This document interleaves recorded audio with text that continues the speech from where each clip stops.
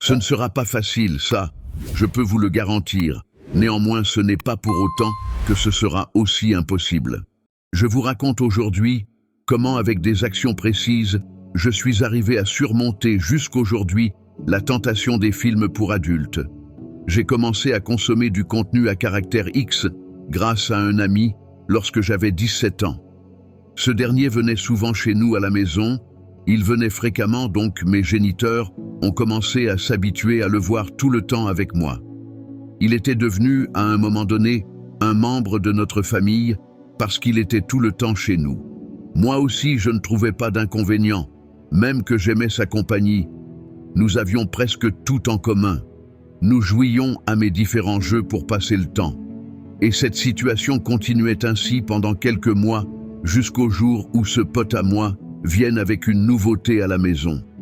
Ce jour-là, il me proposa pour la première fois des vidéos à caractère X qu'il avait téléchargées dans son téléphone. C'était ma première fois de voir ce genre de vidéos. Je me suis senti tout à coup très attiré par ce type de contenu. Et peu à peu, il m'a montré les sites sur lesquels il téléchargeait ce genre de vidéos. J'ai tout de suite pris la relève. J'ai commencé à les télécharger moi-même. Peu de temps après, nous avons aménagé dans une autre ville, très loin de la précédente, du coup je ne le voyais plus, et j'ai aussi perdu son contact car j'avais changé de téléphone. Cependant, bien sûr que ne le voyant plus, je continuais quand même à télécharger ces vidéos à caractère X et à les consommer.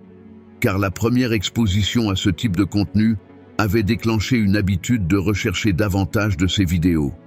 Au fond de moi, je savais que c'était mal, mais je luttais avec le contrôle de moi-même. À l'époque, je me considérais comme chrétien. Mais que faire? Je n'avais jamais connu ce type de tentation auparavant et je ne savais pas comment y faire face. Ce que je ne réalisais pas, c'est que cela me rongeait lentement. J'étais submergé par une grande culpabilité et la honte presque tous les jours. Puis, j'ai suivi un podcast dont le thème était « Les habitudes subtiles qui nous empêchent de vivre pour Dieu ». Dans ce podcast, plusieurs éléments de valeur avaient été révélés. J'ai compris qu'il y avait des habitudes en moi qui freinaient la main de Dieu dans ma vie. C'était un appel au réveil et je savais que je devais changer.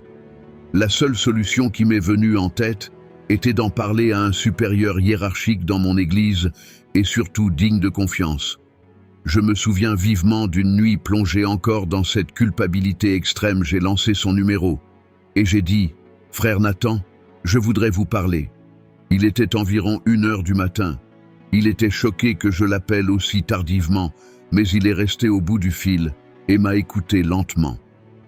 Nathan a voulu que je lui en parle aussi en présentiel, donc il a insisté que je vienne chez lui à la maison et que je dévoile les œuvres du diable dans ma vie.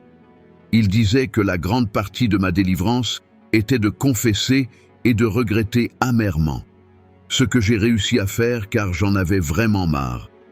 À partir de ce moment, il a prié pour moi et m'a dit « Éloigne-toi au maximum de tout ce qui pourrait te faire retomber dans ce même péché jusqu'à ce que tu en sois habitué. » Je pense que beaucoup d'entre nous passent par une phase similaire au début de la vingtaine, voire plus tôt, où nous sommes exposés pour la première fois à ce genre de contenu et commençons à lutter contre la convoitise. J'ai maintenant pris des années en plus, et bien que la tentation soit toujours présente, j'ai connu une vraie victoire dans ce domaine au cours des dernières années. Je connais la profonde culpabilité, la honte et le découragement qui accompagnent le fait de retomber sans cesse dans le péché. Mais je suis aussi la preuve vivante que la liberté est possible. Voici un problème majeur que nous devons tous affronter. Nous vivons dans une culture saturée de pornographie. Nous sommes constamment bombardés par la musique, les médias, les films et les plateformes sociales remplies de contenus sexuels, et c'est tentant. Nous ne pouvons pas vivre comme des moines, même si c'est nécessaire.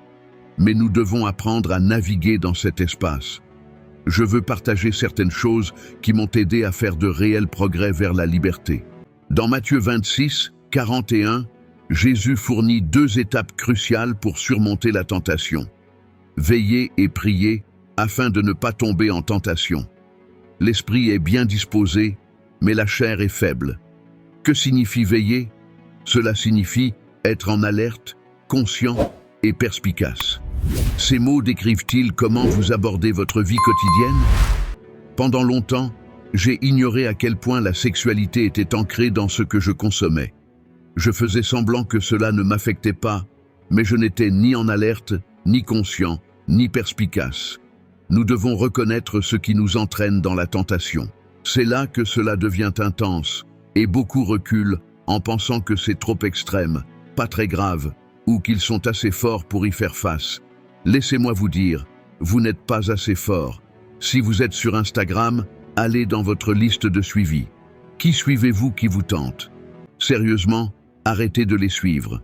Cela devrait être une évidence, et pourtant, nous le justifions souvent par des raisons comme « je les suis pour leur musique » ou « j'aime leurs films ». Non, cela n'en vaut pas la peine.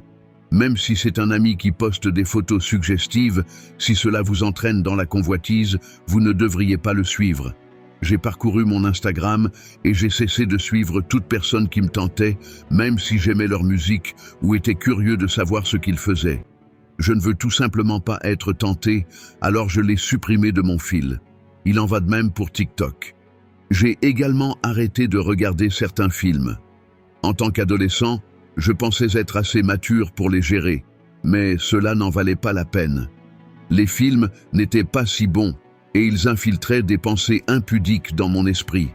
Maintenant, je ne regarde plus ce genre de choses.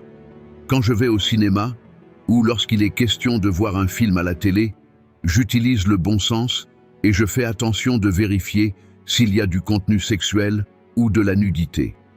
Je ne veux pas cela dans ma vie.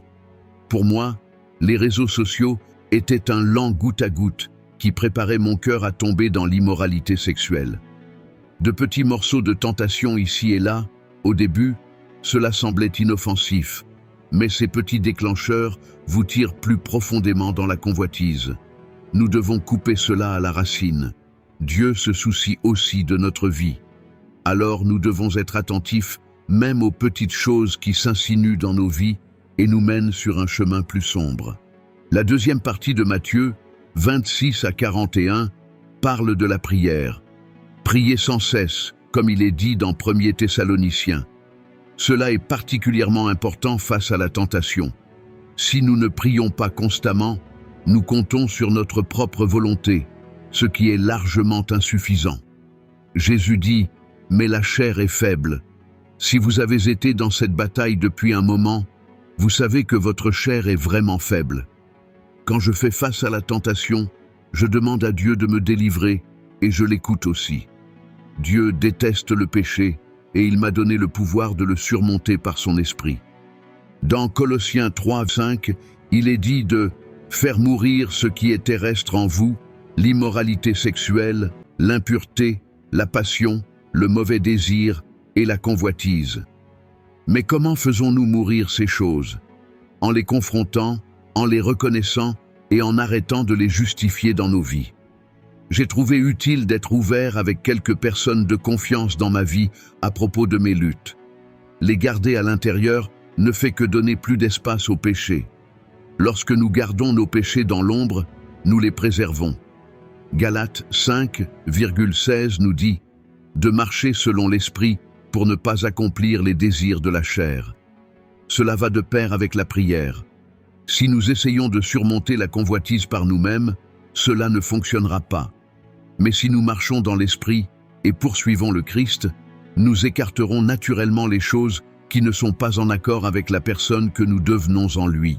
Pour faire mourir le péché en nous, nous devons développer notre éveil spirituel de sorte à rester vigilants quant à tout ce que nous regardons, tout ce que nous entendons et tout ce que nous disons, d'où le terme « veiller ». Car tout ceci peut nous induire encore dans le péché. Nous devons aussi être en prière de manière constante, sachant que la prière, c'est un échange avec Dieu. Ceci dit, notre esprit doit être toujours en train de dire quelque chose à Dieu. Dans mon cas, je ne trie vraiment rien. Je dis tout à Dieu et tout le temps. Que je sois en train de marcher dans le quartier ou que je sois avec mes potes, même lorsque j'ai un coup de cœur pour une personne. Je lui parle de ce que je ressens. Ainsi, sans même le savoir, je développe une certaine intimité avec lui. En résumé, bien que la tentation soit toujours d'actualité dans ma vie, j'ai trouvé la solution pour pouvoir y faire face chaque jour.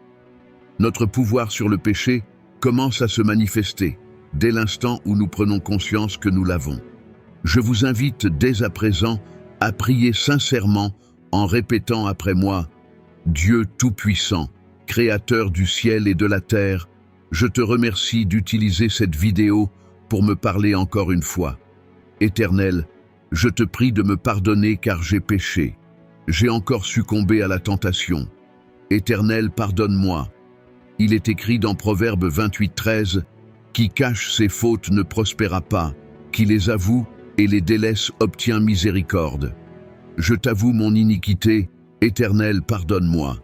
Je décide aujourd'hui, au nom de Jésus-Christ, d'abandonner mes mauvaises voies. Saint-Esprit, conduis-moi, au nom de Jésus-Christ. Merci Dieu Tout-Puissant. Amen. À présent, abonne-toi à notre chaîne si ce n'est pas encore fait et lâche un like pour que YouTube présente ce contenu à plusieurs. Que la grâce et la faveur de l'Éternel vous accompagnent.